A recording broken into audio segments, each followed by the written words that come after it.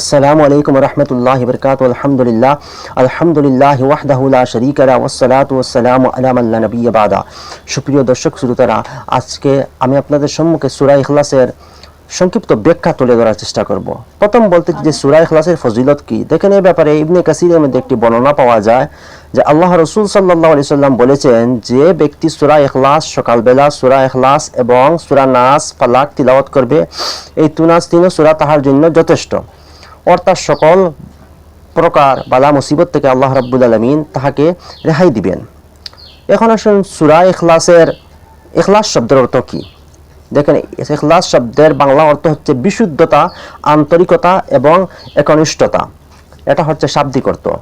এবং ইসলামী পরিভাষায় ইখলাসের অর্থ হচ্ছে লোক দেখানো মনোভাব বা অন্য কোনো উদ্দেশ্য বাদ দিয়ে কেবল মহান আল্লাহর সন্তুষ্টির জন্য যে কোনো ইবাদত বা ভালো কাজ করার নামই হলো ইখলাস। অর্থাৎ লোক দেখানো এই উদ্দেশ্য বাদ দিয়ে শুধুমাত্র আল্লাহর সন্তুষ্টির জন্য কোনো ইবাদত কেবাতো কোনো একটা ভালো কাজ করার নামই হচ্ছে ইখলাস। এই সূরাটি কখন নাজিল হলো?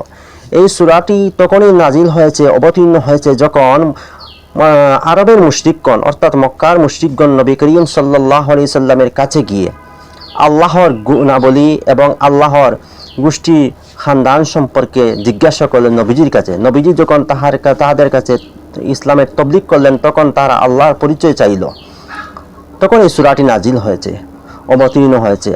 আল্লাহ রাব্বুল আলামিন বলেন, নবীজির উপরে এই ওহী নাজিল হয়েছে, কুল হুয়াল্লাহু আহাদ। এই সূরাটি নাজিল হয়েছে। আল্লাহ রাব্বুল আলামিন বলেন, কুল, হে নবী আপনি বলুন। উলামায়ে কেরামগণ জানবেন যে কুল শব্দ এটা আমরের সিগা, অর্থাৎ অর্ডার। আল্লাহ রাব্বুল আলামিন অর্ডার দিয়েছেন যে আপনি বলুন হুয়াল্লাহু আহাদ, আল্লাহ এক।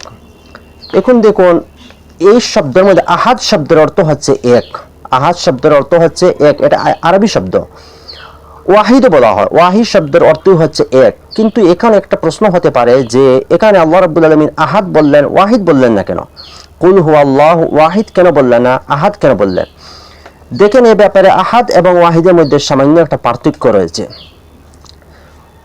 উলামায়ে কেরামগণ বলেন যে আহাদ শব্দটি বাক্যের মধ্যখানে আসে, অর্থাৎ সেন্টেন্সের মিডিলে আসে, এবং ওয়াহিদ যেটা সেটা প্রথমে আসে।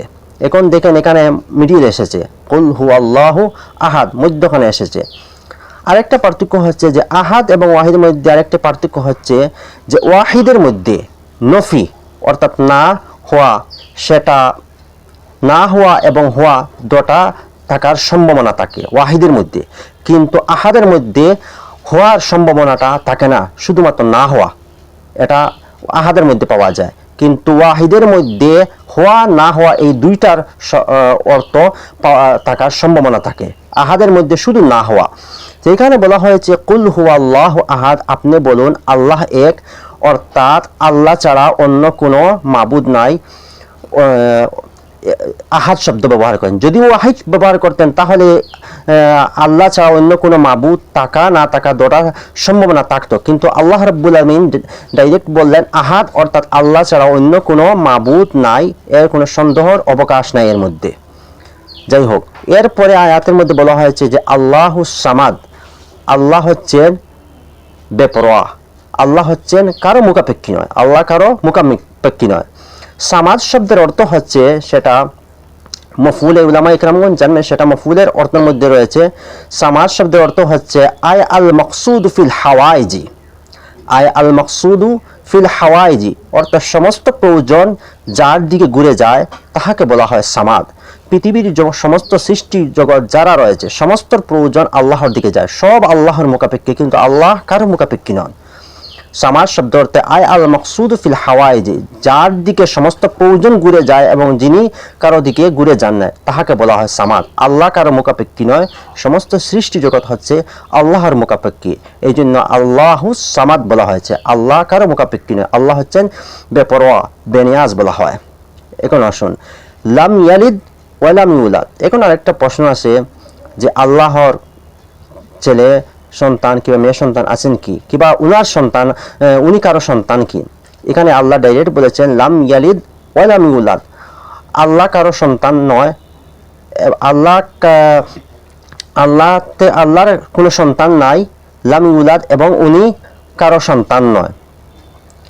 আল্লাহর না সন্তান আছেন এবং উনিও কারো সন্তান নয়। এখানে বলা হয়েছে লাম ইয়ালিদ ওয়া লাম ইউলাদ, আল্লাহর কোনো সন্তান নাই এবং উনিও কারো সন্তান নয়।